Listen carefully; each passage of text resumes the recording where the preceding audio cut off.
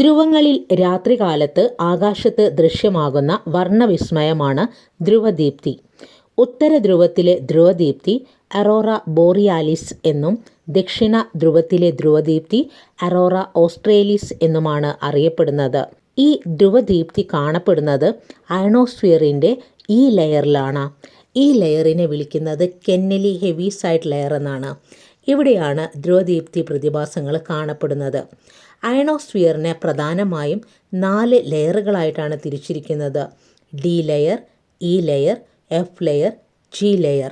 അന്തരീക്ഷ പാളികളിൽ ഏറ്റവും ചൂട് കൂടിയ അന്തരീക്ഷ പാളിയാണ് തെർമോസ്ഫിയർ. തെർമോസ്ഫിയർ 80 കിലോമീറ്റർ മുതൽ 600 കിലോമീറ്റർ വരെയാണ് വ്യാപിച്ചിരിക്കുന്നത്.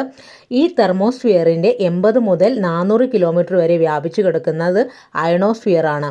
ഈ അയണോസ്ഫിയറിലാണ് അയോണുകൾ കാണപ്പെടുന്നത്. അയണോസ്ഫിയറിൻ്റെ ഏറ്റവും പുറമെയുള്ള പാളിയാണ് ജി ലെയർ.